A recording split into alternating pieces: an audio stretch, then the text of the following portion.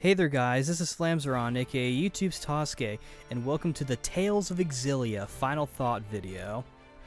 I've been waiting on this one. The first of the two Xillia games and part of the 15th Tales anniversary of Tales. Hooray. And this is also the start of the new trend, of the new style I'm going to do with these videos. It's going to be the anime opening and then gameplay footage, because I feel like that'll give me more time to talk about what I want and give me more freedom to determine how long the overall video is going to be, as opposed to trying to hit like a 20-minute mark every single time. Kind of like what I would do with the Tales games that didn't have like footage. like they would get determined based on like other things, but that's not important. What's important here is Xillia 1. And as you can tell from the opening, you've probably already seen at this point, I did Jude's story because I felt like his is more of like the coming of age, like sort of like the basic, you know, Tales plot, and because of that I feel like his story is a little bit stronger than Mila's. I haven't actually played Mila's, but from what I understand, Mila's is a little bit more straightforward and not as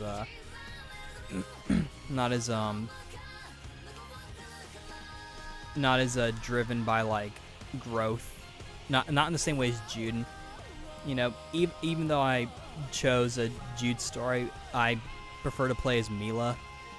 Well, not necessarily prefer, but she's the person I played as when I first went through the game with Nick, and then when I got my file, you know, I think she's my favorite, or she's one of my favorites. I like a lot of the characters except for really Alvin, but you know, I play as Mila, and this one I also play as her in Xillia 2, which I'm going to get to later on, but I feel like with this one, you know, basically the gameplay, if you're wondering, that's the reason why I'm showing Mila as opposed to just showing Jude. I might show some Jude and just show what my party was with Jude, but, you know. The story, you know, I feel like this, you know, it's funny because Hideo Baba stated that this game was rushed, but it doesn't look rushed at all to me.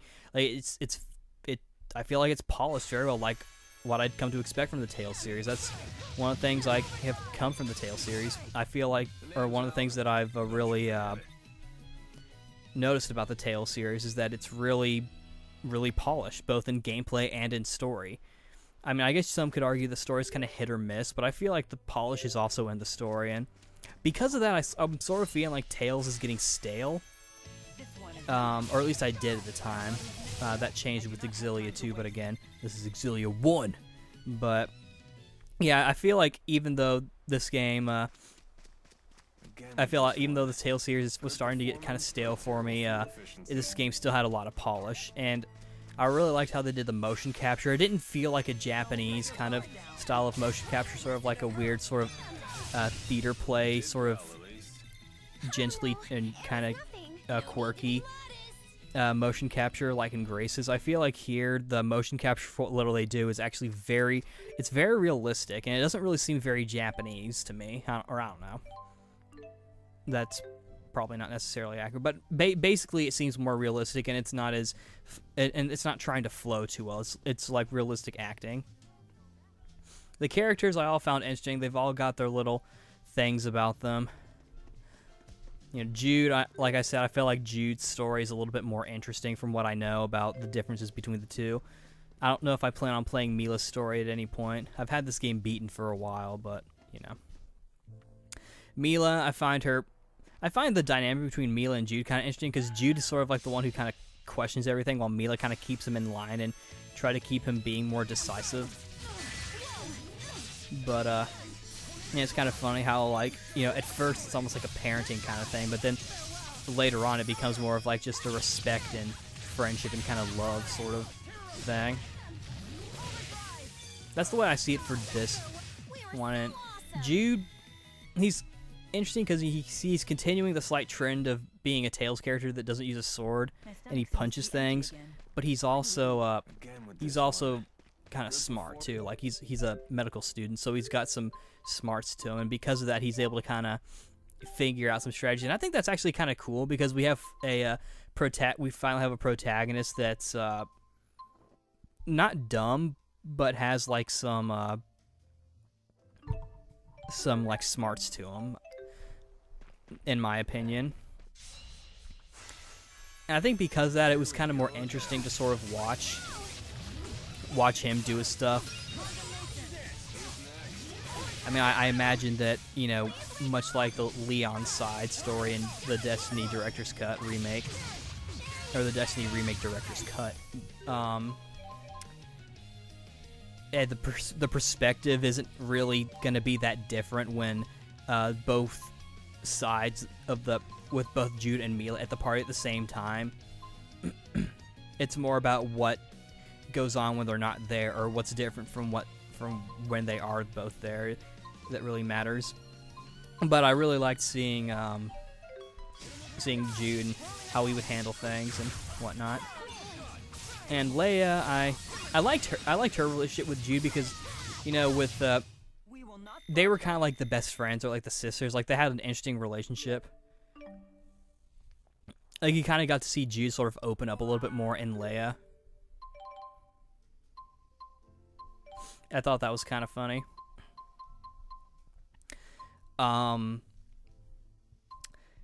Elise is probably the one character that I really feel bad for. Like, her little story with, like, how Zhao killed her parents and whatnot. And she's an orphan. She got sent to that one place, and she met Tifa there. Like, I feel really bad for her. And the way she's portrayed with her voice, is that she sounds really timid and sort of like she's trying to be really careful and scared. And I think that's a pretty accurate way to do it. So, you know, the voice acting is pretty good. They said from the beginning, like, you know, the characters will have a little bit of lower voices, like Jude and Mila in particular. You know, and Jude being voiced by Sam Riegel, and Mila being voiced by Mina Inoji. That's pretty good. I did notice a bit of a lisp with Mila.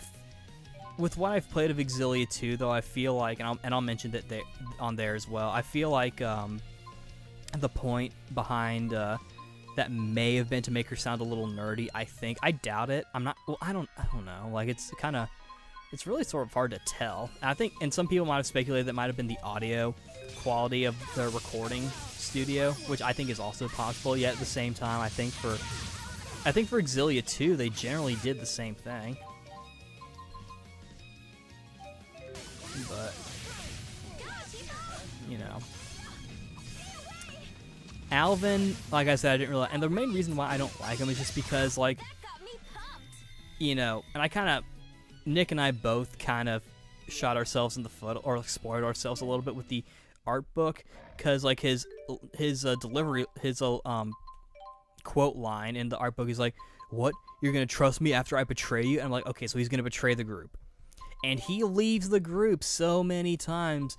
And one of the big scenes, and it's really done interesting, like, and early on the game really hints at the fact that he's up to something. Like in the one scene where I think it's Drisel's brother or something, and he's gonna shake hands with Jude in there, and it shows them about to shake hands, but then he gets shot. In that scene, Alvin is looking the other way, in the direction of where the bullet is coming from. So it's like he's either cueing him off or he knows something, and then, like, he shoots the person, like, "Oh, what's going on here?" And I'm just like, what the fuck are you doing? Like, I think they were trying to sort of play him off as being a little conflicted. After playing Xillia 2, I feel like it's pretty clear that he was intended to be sort of a liar, and that makes sense. And I'll probably say the same thing in Xillia 2, because I won't remember what I said in Xillia 1. Plus, there's a bit of a secret with that one. But yeah, so I feel like I understand Alvin a little bit more after that, but at the same time, I felt like the way he was portrayed to be very weird. Not to mention, you know, he's from a different, like, region, like a different area. He's from Olympias, while everyone else was from Riza Maxia. And so the majority of the game kind of takes place on Riza Maxia until the end, where you get to go to Olympias. The difference between the two is very much like your typical, like, different world tales things, with Riza Maxia being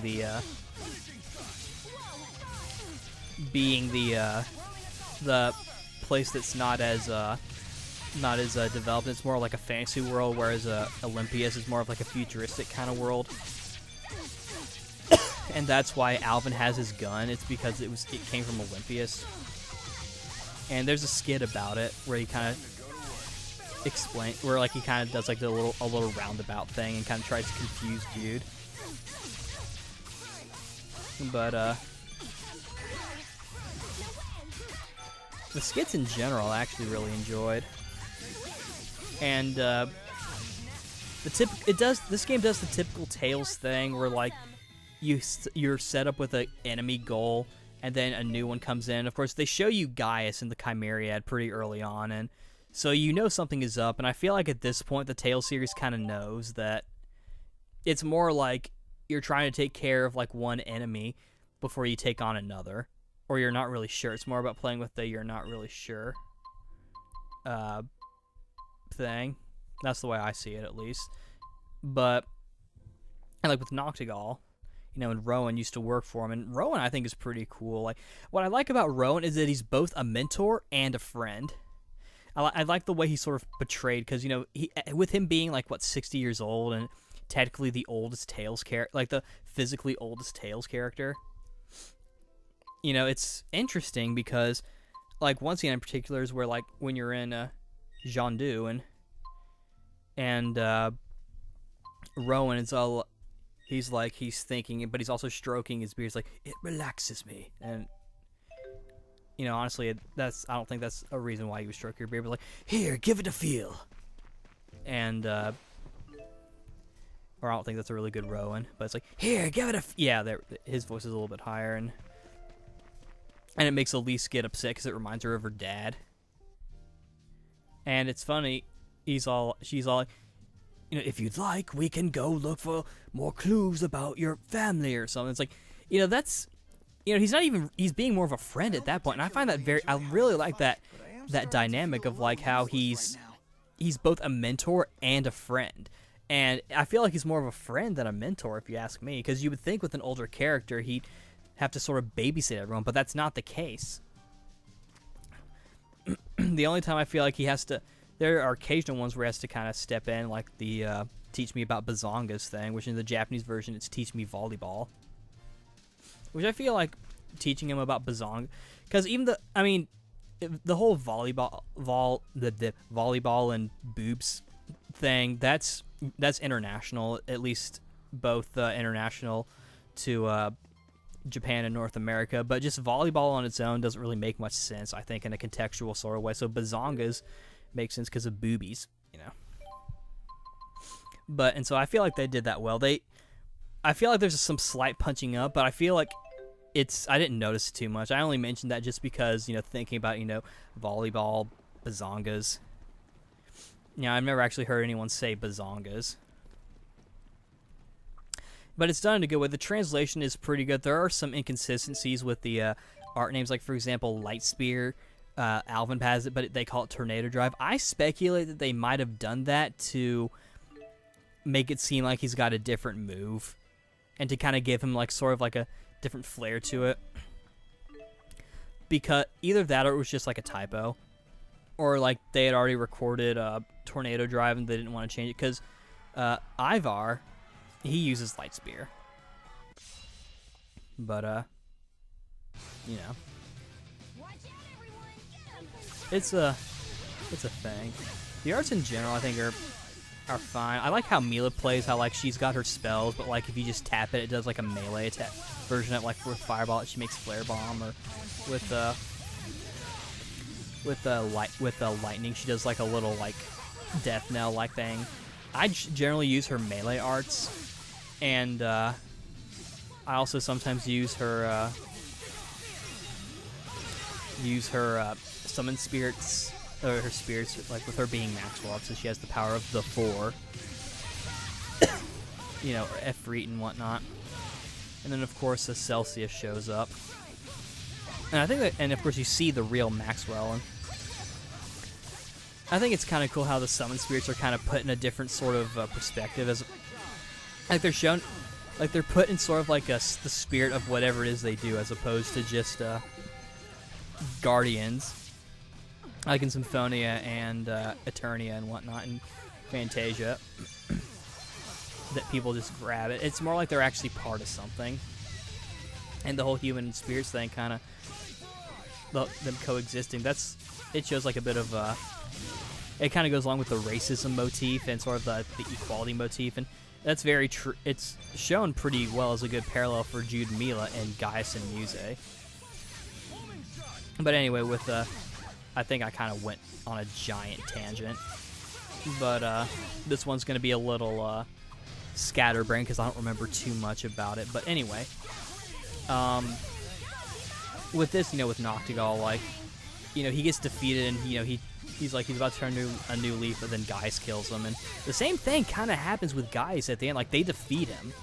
Like, it's kind of like with Tales of the Abyss where, like, it's not that they're enemies. It's just that they've got different goals and they're both fighting for what they believe in. And, like, they defeat Geis and he's all like, it won't change anything.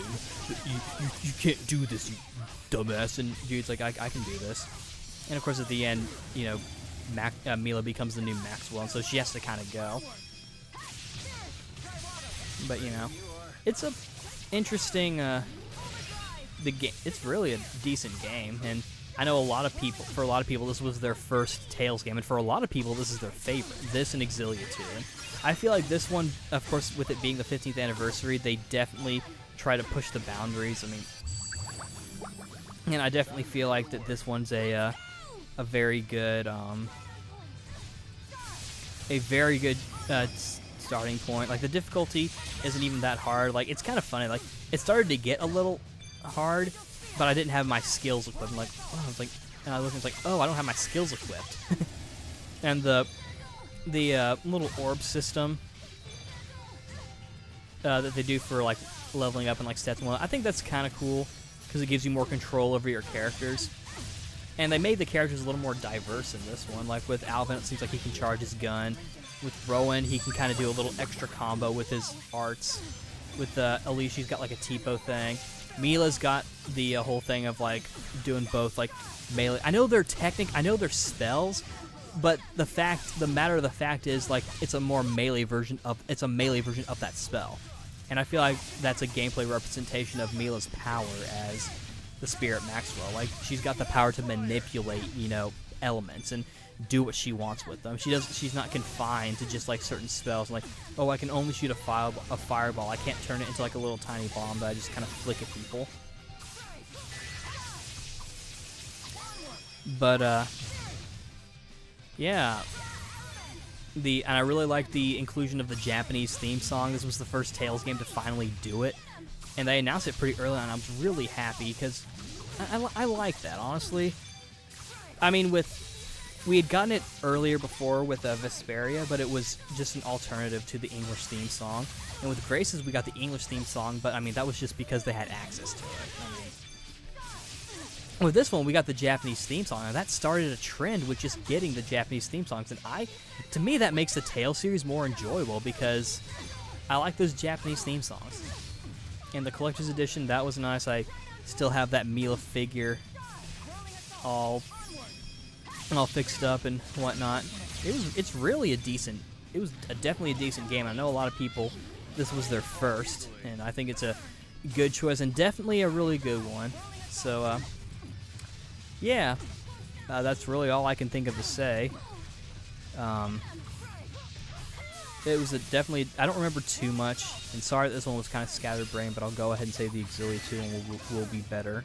The Xillia 2 one will be a fair amount better, and you'll just have to wait and see why. But, yeah, that's what I have to say on Tales of Xillia, and next we'll be moving on to Tales of Xillia 2, but until then, I'll see you guys next time. Bye-bye.